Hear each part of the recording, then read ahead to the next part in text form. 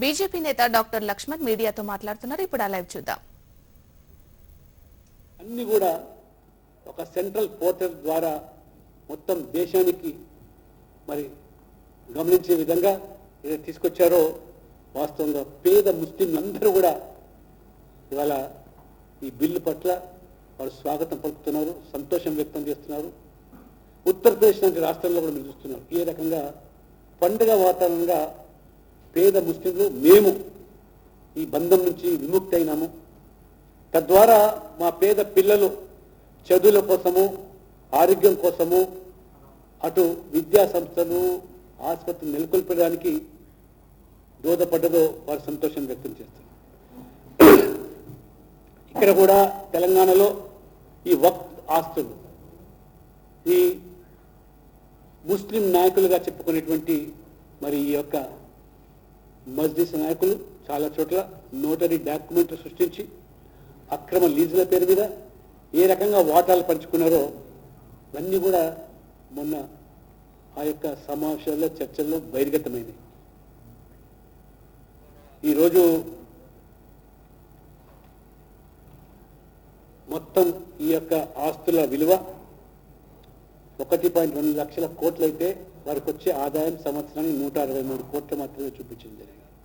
Sachar committee ఇచ్చిన నివేదిక, సచార్ కమిటీని ఆనాడు కాంగ్రెస్ ప్రభుత్వమే ఏదైతే ఏర్పాటు చేసిందో చాలా స్పష్టంగా పారదర్శకంగా చేసినట్టయితే 12,000 కోట్లు వచ్చే ఆదాయం 163 కోట్లకే కుదించారని చెప్పి ఆ నివేదిక బహిర్గతం చేస్తే నివేదిక మీద కాంగ్రెస్ ప్రభుత్వం చర్యలు తీసుకోవాల్సింది పోయి ఆ యొక్క బడా బాబులను కాపాడేదానికి ఏ రకంగా కాంగ్రెస్ ప్రభుత్వాలు వివరించాయో ఇది చాలా స్పష్టమై తెలిసిపోయింది ఇవాళ.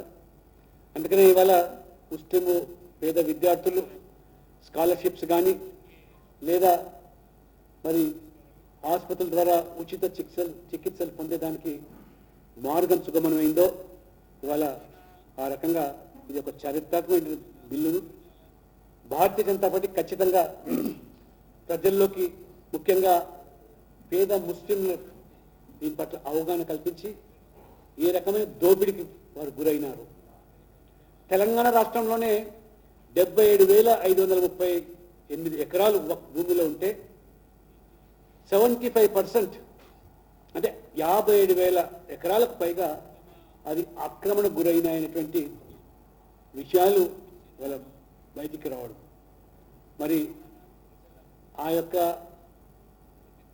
భూములు కూడా అప్పనంగా పేదలకు ఏ రకంగా కట్టబెట్టారో ఢిల్లీలో 5 స్టార్ హోటల్ మాన్సర్ అనే హోటలు 600 కోట్ల ప్రాజెక్టుతో నిర్మించినటువంటి ఆ హోటలు కేవలం నెలకు 12,000 రూపాయలు అద్దెకి ఇవ్వడం జరిగిందంటే ఆ యొక్క పేద ముస్లింల యొక్క మరి సంక్షేమం కోసం వారి యొక్క విద్య ఆరోగ్యం కోసం రావాల్సిన ఆదాయాన్ని ఏ రకంగా ఈ బడా బాబులు ఈ యొక్క మరి వక్ఫ్ బోర్డులో ఉన్న పెద్దలు గద్దలా కన్నుకుపోతున్నారో ఇవన్నీ కూడా పెరగడం.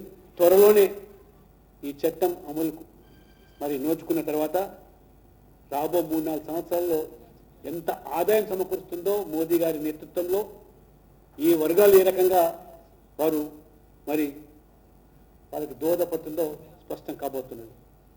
అయితే ఇందులో నేను ప్రధానంగా ప్రస్తావించేదంటే ఉదయం లేస్తే కాంగ్రెస్ బీఆర్ఎస్ ఒకరి మీద ఒకరు అవినీతి ఆరోపణలు చేసుకుంటూ విమర్శలు చేసుకుంటూ రాజకీయంగా మాత్రం ఈ ఎంఐఎం గొడుగు కింద వచ్చి ఏ రకంగా కుమ్ముకు రాజకీయాలు. ఎందుకంటే ఇవాళ భారతీయ జనతా పార్టీ మోదీ గారి నాయకత్వంలో దేశవ్యాప్తంగా ఇవాళ కులాలకు, మతాలకు, ప్రాంతాలకు, భాషలకు అతీతంగా వారు మోదీ నాయకత్వాన్ని ఇవాళ వారు మరి బలపరుస్తున్నారు. ఎక్కడ ఎన్నికలు జరిగినా బీజేపీని గెలిపిస్తున్నారో దక్షిణాదిన కూడా ఆ వాతావరణం రోజుకు పెరుగుతూ ఉన్నది.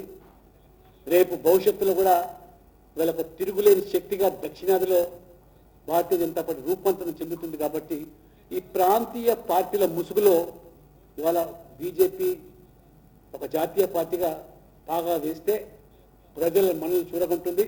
ఇంకా రాజకీయంగా పుట్ట గతులు ఉండవనేటువంటి మరి ఒక ఆలోచనతో పరస్పర విరుద్ధ భావాలతో ఉన్న పార్టీలు కూడా ఏకమవుతూ ఏ రకంగా మొన్న ఈ యొక్క పునర్విభజన పేరు మీద స్టాలిన్ ఏర్పాటు చేసినటువంటి మరి చెన్నైలో వేదికను కేటీఆర్ గారు రేవంత్ రెడ్డి గారు కలిసి ఆ వేదికను పంచుకున్నారంటే మరి ఇక్కడ హైదరాబాద్లో అయితే ప్రజలు మరి వారి యొక్క రహస్యపరమైనటువంటి రాజకీయమైనటువంటి మరి కుట్రలు బయటపడతాయని చెప్పి చెన్నై వేదికగా ఏ రకంగా బీజేపీని దూషించేటువంటి వేదికగా మార్చుకున్నారో ప్రజలు ఇవాళ గమనిస్తారు. చెన్నై ఆ వేదిక అనేది కేవలం పునర్విభజన అంశం మీద కాదు, కేవలం వాళ్ళకు రాజకీయంగా భవిష్యత్తు లేకుండా పోతుంది. ఈ దక్షిణాదిలో కూడా ప్రాంతీయ పార్టీలు అది డిఎంకే అయినా లేదా ఇవాళ మరి బీఆర్ఎస్ అయినా ఇంకా కొన్ని ప్రాంతీయ పార్టీలు ఈ కాంగ్రెస్ దానికి ఒత్తాస పలుకుతూ ఏ రకంగా ఒకటిగా నిలుస్తూ ఉన్నారో ఇవాళ స్పష్టమవుతున్నది. మరి ఈ ముగ్గురు కలిసి ఏ రకంగా ఒక పడవలో ఇవాళ కాంగ్రెస్ బీఆర్ఎస్ మజ్లిస్ పార్టీలు కలిసి పయనిస్తున్నాయో ఇవాళ మనం చూసాం. మొన్న జరిగినటువంటి తెలంగాణలో గ్రాడ్యుయేట్ ఎన్నికలు జరిగితే టీచర్స్ కానీ మరి గ్రాడ్యుయేట్స్ కానీ ఒకరి మీద ఒకరు పోటీ పెట్టకుండా ఏ రకంగా కాంగ్రెస్ బీఆర్ఎస్ దోబూచులాడుతూ బీజేపీని ఓడించడానికి కుట్రలు పన్నారో తెలంగాణ ప్రజలు వారు పేదలు గ్రామాల్లో పేదవాళ్ళు కావచ్చు, కానీ ఆత్మ గౌరవాన్ని చంపుకునేటువంటి జాతి తెలంగాణ జాతి కాదని మరొకసారి నిరూపించి విద్యావంతులు మేధావులు ఏ రకంగా బాసటగా నిలబడి మరి బీజేపీని గెలిపించారో ప్రజలు గమనించారు. ఇవాళ కొత్త అంశాన్ని మళ్ళీ తెర మీద తీసుకొస్తారు. పునర్విభజన అంశం పెద్దగా అది పండినట్టుగా లేదు. త్రిభాషా సూత్రం పేరు మీద మరి హిందీని బలవంతంగా రుద్దుతున్నటువంటి ఒక మరి తప్పుడు ప్రచారాన్ని విష ప్రచారాన్ని అందులో పావులుగా ఇవాళ బీఆర్ఎస్ కాంగ్రెస్ కూడా మారుతూ ఏ రకంగా ప్రయత్నం చేస్తూ ఉన్నాయి. ఇవాళ భాష పేరు మీదనో ప్రాంతం పేరు మీదనో కులం పేరు మీదనో రాహుల్ గాంధీ గారు మనం చూసాం.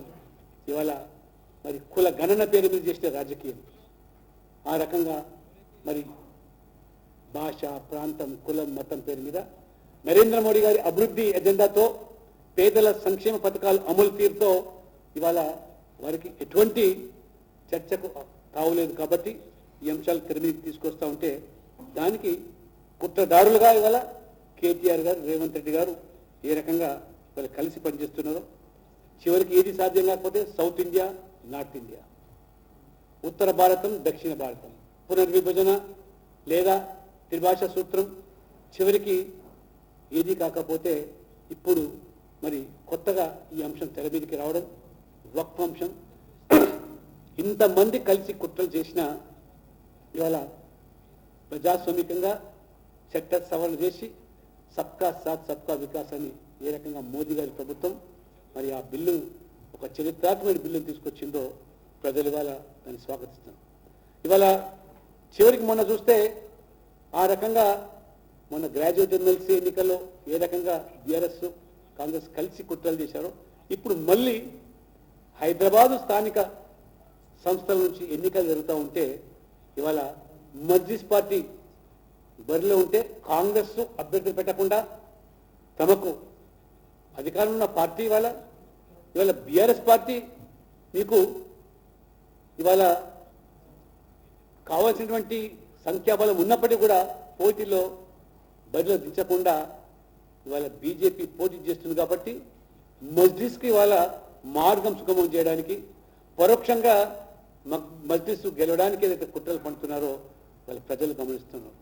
కాబట్టి ఈ రకంగా మరి మీరు చూశారు మొన్న పార్లమెంటు ఎన్నికల సందర్భంగా కానీ ఏ రకంగా ఒకరికొకరు పరస్పర అవగాహనతో బీఆర్ఎస్ కాంగ్రెస్ మజ్లిస్ కలిసి పోటీ చేశారు.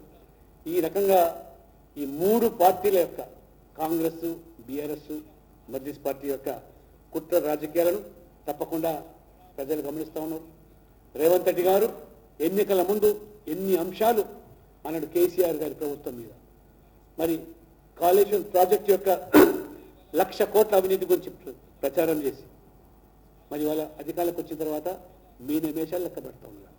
ధరణి పోర్టల్ గురించి కానివ్వండి, విద్యుత్ ఒప్పందాల్లో జరిగినటువంటి అవినీతి గురించి కానీ గొంతు చించుకొని మాట్లాడిన రేవంత్ రెడ్డి గారు.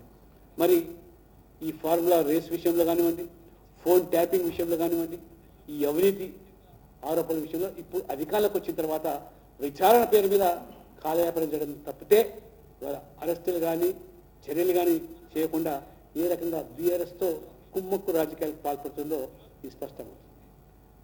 ఇవాళ హైదరాబాద్లో ఒక ప్రతిష్టాత్మకటువంటి కేంద్ర విశ్వవిద్యాలయం హైదరాబాద్ సెంట్రల్ యూనివర్సిటీ.